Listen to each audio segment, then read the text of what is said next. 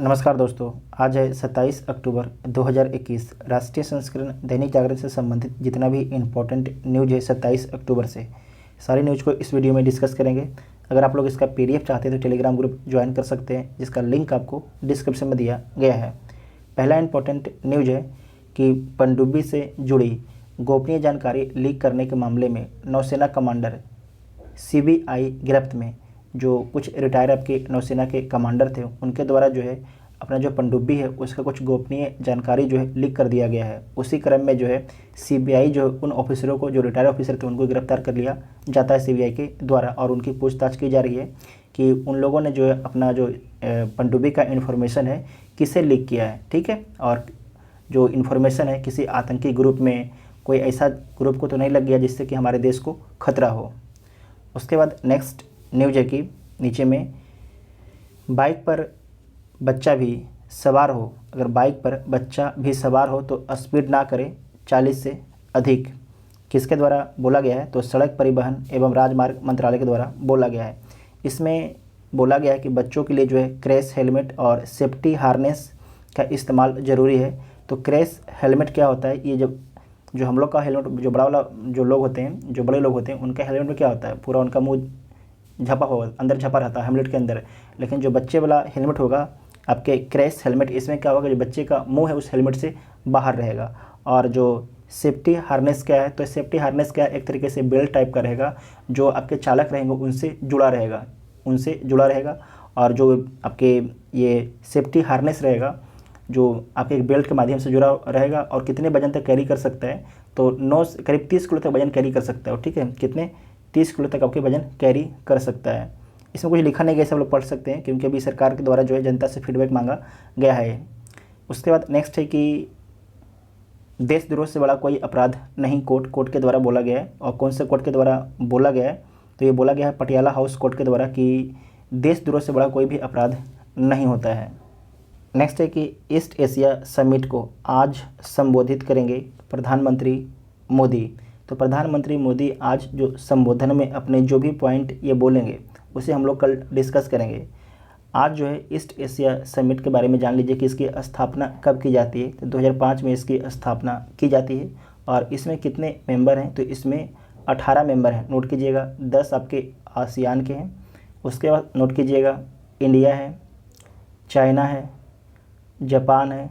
ठीक है, उसके बाद साउथ कोरिया है, साउथ कोरिया के बाद ऑस्ट्रेलिया है, ऑस्ट्रेलिया के बाद न्यूजीलैंड है, और न्यूजीलैंड के बाद अमेरिका है और रूस है। ये 18 कंट्री आप हैं, इसे नोट कर लीजिएगा, आपसे एग्जाम में पूछा जाता है। उसके बाद नेक्स्ट पॉइंट यहाँ पर है कि हिंद प्रशांत क्षेत्र को लेकर कल आसियान की बैठक में भी शामिल होंगे प्रधानमंत्री मोदी। और आसियान में कितने कंट्री हैं? तो आसियान में आपकी 10 कंट्री हैं। और इस बार जो आसियान है उसकी अध्यक्षता कौन सा देश कर रहा? तो ब्रुनेई इसकी अध्यक्षता कर रहा। नोट कर लीजिएगा, पूछा जाता है। ब्रुनेई इसकी अध्यक्षता कर रहा है। उसके बाद नेक्स्ट है कि 27 से 23 तक इंडो पैसिफिक रीजनल डायलॉग को संबोधित करेंगे रक्षा मंत्री व विदेश मंत्री। Indo Pacific regional dialogue Bharat की समुद्री सुरक्षा के लिए जो है लिहाज से महत्वपूर्ण माना जाता है। इंडो पैसिफिक रीजनल डायलॉग, इसमें किस किस मुद्दे पर चर्चा हो सकती है?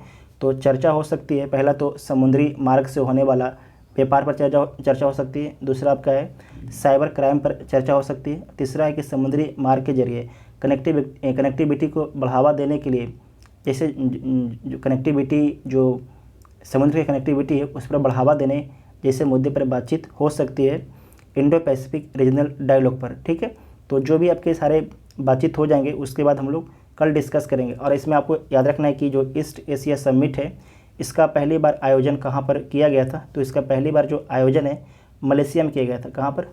मलेशिया में। और जो इस बार का आपके 16वां जो ईस्ट एशिया समिट हो रहा है ये आपके वर्चुअल तरीके से हो रहा है। ठीक है, वर्चुअल तरीके से ऑनलाइन हो रहा है। जो भारत के प्रधानमंत्री हैं ऑनलाइन संबोधन देंगे। जो आपका पहला ईस्ट एशिया समिट था मलेशिया में हुआ था, और कब हुआ था? तो 14 दिसंबर 2005 को हुआ था। इतना आपको नोट कर लेना है।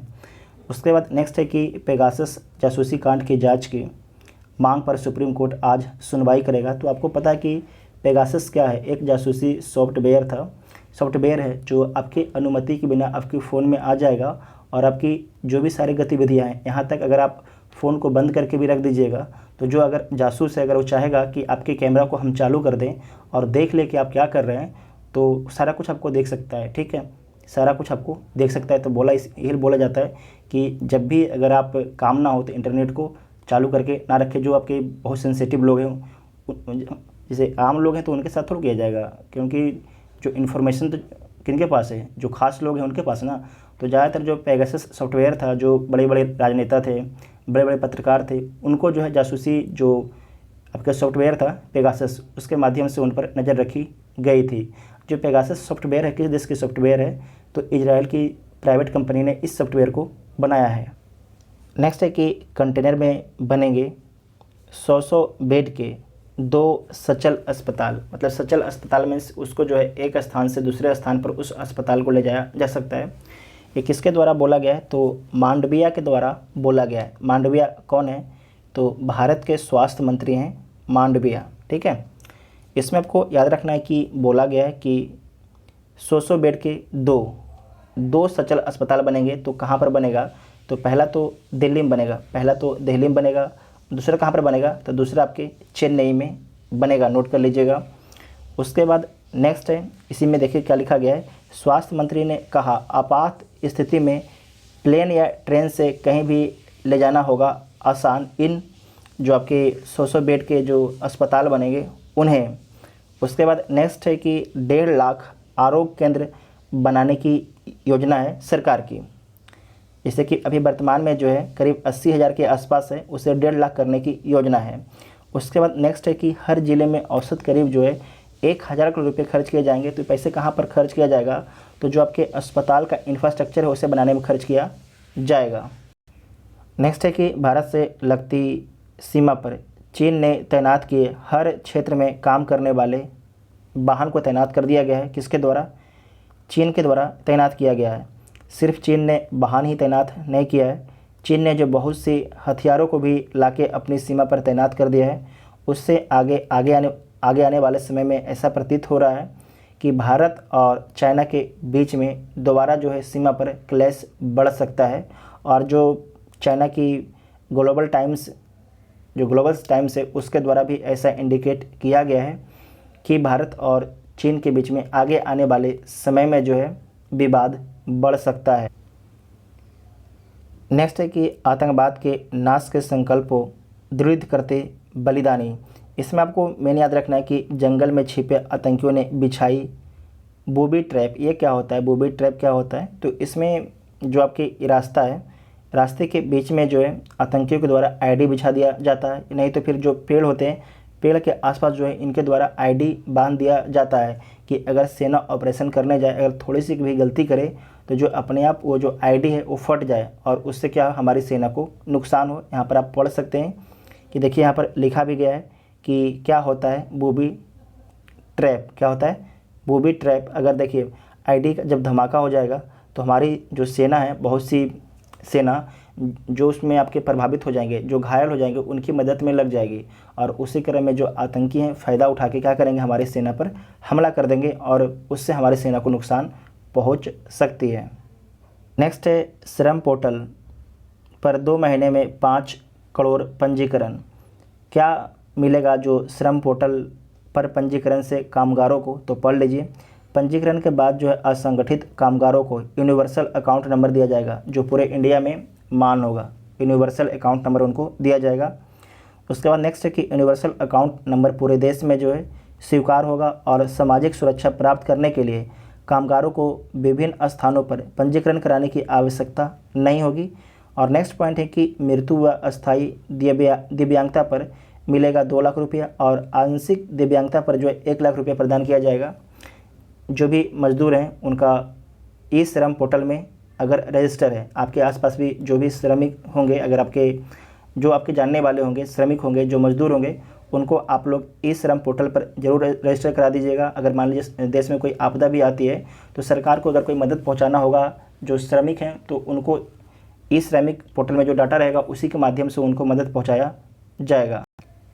नेक्स्ट है कि जियो बीपी का पहला मोबिलिटी स्टेशन, नोट कीजिएगा, स्टेशन चालू हो गया है। तो जियो बीपी मतलब कि ब्रिटिश पेट्रोलियम का पहला जो मोबिलिटी स्टेशन कहाँ पर चालू हुआ है, तो मुंबई में चालू हुआ। नोट कीजिएगा, कहाँ पर, मुंबई में चालू हुआ है। और जो स्टेशन है यहाँ पर मिलेगा क्या, तो यहाँ पर पेट्रोल और डीजल की बिक्री की जाएगी, साथ में जो इलेक्ट्रॉनिक वाहन है उसका भी चार्जिंग व्यवस्था की जाएगी। उसके बाद नेक्स्ट है कि ई कॉमर्स कंपनियां अभी भी नहीं बता रही माल किस देश में बना है। तो जो भारत सरकार के द्वारा एक नियम जारी किया गया था, उस नियम के माध्यम से बताया गया था ई कॉमर्स कंपनियों को कि आपको ये बताना है कि कोई भी अगर प्रोडक्ट आप बेचते हैं तो उस कंपनी का मैन्युफैक्चरिंग किस देश में हुआ है, ठीक है। तो लेकिन जो ई कॉमर्स कंपनियाँ हैं, बहुत से ई कॉमर्स कंपनियाँ इस नियम को पालन नहीं कर रही है। और जब सरकार पूछा कि आप पालन क्यों नहीं कर रहे हैं, तो इनके द्वारा तर्क दिया गया कि लाखों प्रोडक्ट होते हैं, हम कहाँ से बता पाएंगे कि ये प्रोडक्ट कहाँ से बना है, ठीक है। लेकिन सरकार बोली है कि आपको इस पर अमल करना ही पड़ेगा, ठीक है। उसके बाद नेक्स्ट है कि 4 दिनों में 11,000 करोड़ रुपए के लोन की मंजूरी, हमारे काम का ज़रूरत नहीं है। उसके बाद नेक्स्ट है कि मेक इन इंडिया सेमीकंडक्टर के लिए आएगी इंसेंटिव स्कीम। क्या आएगी, इंसेंटिव स्कीम। अगर जो भी कंपनी भारत में जो है सेमीकंडक्टर बनाएगी उसे सरकार के द्वारा इंसेंटिव दिया जाएगा, ठीक है। नेक्स्ट है कि पूरा अमेरिका मना रहा है अक्टूबर में हिंदू विरासत माह। उसके बाद नेक्स्ट है कि इंडोनेशिया के पहले राष्ट्रपति की पुत्री, जिनका नाम क्या है, सुकमावती ने इस्लाम छोड़ हिंदू धर्म को अपनाया। तो आपको सिर्फ इतना ही याद रखना है कि किस देश की जो पूर्व राष्ट्रपति की बेटी थी जिन्होंने इस्लाम धर्म को छोड़कर जो है हिंदू धर्म को अपना लिया, उनका नाम भी याद रख सकते हैं। इनका नाम क्या है, सुकमावती इनका नाम है, ठीक है। नेक्स्ट है कि सूडान को गृह युद्ध से बचाने को तख्ता पलट किया जनरल बुरहान। जो आपके सूडान के सर्वोच्च जनरल हैं उनका नाम है अब्देल फतह अल बुरहान। इनके द्वारा बोला गया कि सूडान में तख्ता पलट क्यों किया गया, इनसे पूछा गया तो इनके द्वारा बोला गया कि गृह युद्ध से बचाने के लिए जो है सूडान में तख्ता पलट किया गया है। और तख्ता पलट के विरोध में जो है खार्तूम में, सूडान की राजधानी, आप कल आपको इसके बारे में डिटेल से पढ़ाए थे हम, आधे ना आपको। तो जो सूडान की राजधानी खार्तूम है, वहाँ पर लगातार जो है इस तख्ता पलट का विरोध भी किया जा रहा है, ठीक है। तो जो कल का वीडियो नहीं देखे, जाके कल का वीडियो ज़रूर देखिएगा। उसके बाद नेक्स्ट है कि 11 प्रांतों में कोरोना संक्रमण फैलने के बाद चीन में फिर से लगा लॉकडाउन। तो भारत को भी इससे सीखना होगा कि भारत की जो जनता है जो बिना मास्क लगाए घूम रहे हैं, उनको लग रहा है कि हम दोनों डोज ले लिए हैं, हम तो अब क्या बोलते हैं, अमर हो गए हैं। भाई आप अमर नहीं हैं। तो आपको जो है सभी लोगों को जब भी रोड पर जाएं तो आपको मास्क लगा के चलना है, ताकि भारत भी लॉकडाउन होता है उससे बच सके। क्योंकि लॉकडाउन में आपको पता है कि बहुत ज़्यादा नुकसान होता है, सारे कुछ को नुकसान होता है, सारे लोग को। उसके बाद नेक्स्ट है कि कश्मीर को लेकर नरम पड़ा तुर्की, पाकिस्तान से दूरी के संकेत। आपको पता है कि जो टर्की है, टर्की को FATF जो है उसे क्या डाल दिया है, ग्रे लिस्ट में। फाइनेंशियल एक्शन टास्क फोर्स जो है टर्की को भी ग्रे लिस्ट में डाल दिया है, और पाकिस्तान तो पहले से ही ग्रे लिस्ट में था। तो दोनों जो दोस्त थे, टर्की और पाकिस्तान, जो है ग्रे लिस्ट में दोनों को डाल दिया गया था। लेकिन अब खबर निकल के आ रही है कि जो टर्की के राष्ट्रपति हैं उनका नाम क्या है, एर्दोगन। इनके द्वारा जो कश्मीर का मुद्दा बार बार उठाया जाता था, उसे अब इस पर जो कश्मीर का मुद्दा है उस पर ये नरम पड़ रहे हैं, क्योंकि उनको पता है कि अगर हम इस तरीके से बार बार जो है कश्मीर का मुद्दा उठाते रहेंगे तो भारत भी जो है हमारे आसपास जो भी हमारे दुश्मन हैं उनको हेल्प करेगा। और साथ में जो ग्रे लिस्ट में इन्हें डाल दिया गया है, और तो ग्रे लिस्ट से इनको निकलने में भारत क्या करेगी, भारत जो है इनको परेशानी में डाल देगा। भारत ग्रे लिस्ट में इनको निकलने नहीं देगा। भारत बहुत सी कमियों को उजागर करता रहेगा, उस कमियों के कारण जो है ग्रे लिस्ट से आपके टर्की को निकलने में समय लग जाएगा, ठीक है। तो इसीलिए टर्की जो है अपना जो होता है ना एजेंडा चेंज कर लिया है। उसके बाद नेक्स्ट है कि पाक में शिया सुन्नी संघर्ष में काम का नहीं है। उसके बाद नेक्स्ट है कि लेफ्टिनेंट जनरल नदीम अंजुम ही होंगे ISI के प्रमुख। तो इसे नोट कर लीजिएगा, ये पाकिस्तान की न्यूज़ है, फिर भी पूछा जाता है आपके एग्ज़ाम में। नेक्स्ट है कि जापान की राजकुमारी ने किया आम युवक से विवाह, खोया शाही दर्जा। बस जान लीजिए कि क्या चल रहा है मैटर। उसके बाद नेक्स्ट है कि चीन को उम्मीद तालिबान सभी अफ़गानी जनजातियों को एकजुट करेगा। तो चीन को जितना भी उम्मीद करना है उम्मीद कर ले, सारी उम्मीद पर पानी ही फिरेगा। उसके बाद नेक्स्ट न्यूज़ देखिए। नेक्स्ट है कि खेल से न्यूज़ है कि एक जीत पर इतना क्या इतराना। आपको जानकारी होगा कि जब भारत को पाकिस्तान ने हरा दिया तो पाकिस्तान के प्रधानमंत्री से लेकर वहाँ के गृह मंत्री ने बहुत अजीब सा बयान दिया, जो एक तरीके से खेल की भावना को भी आहत करता है और साथ में जो देश है उसकी भावना को भी आहत करता है। ठीक है, अगर भारत तो 12 मैच जीता, तो भारत की कोई भी जो प्रधानमंत्री या गृह मंत्री ने कोई ख़राब स्टेटमेंट नहीं दिया, जो बोला कि जितने हिंदू दुनिया के हैं सब एक हो जाओ, ऐसा नहीं बोला। लेकिन पाकिस्तान के जो गृह मंत्री हैं उन लोगों ने बहुत ही शर्मनाक बयान दिया। तो देखिए, आप पाकिस्तान को समझना चाहिए कि आप एक बार जीते हैं, हम 12 बार जीते हैं, आप एक बार में जीत के इतना खुश क्यों हैं? इसके पीछे क्या है? हम वर्ल्ड कप जीत गए। ये जो होता है ना कि ये क्रिकेट के जो एक होता है खेल भावना, उसके खिलाफ है। साथ में जो जम्मू कश्मीर है, अपना ही जो यूटी है, उसके कुछ इंजीनियरिंग कॉलेज, मेडिकल कॉलेज के छात्रों ने भारत के विरोध में नारे लगा दिया।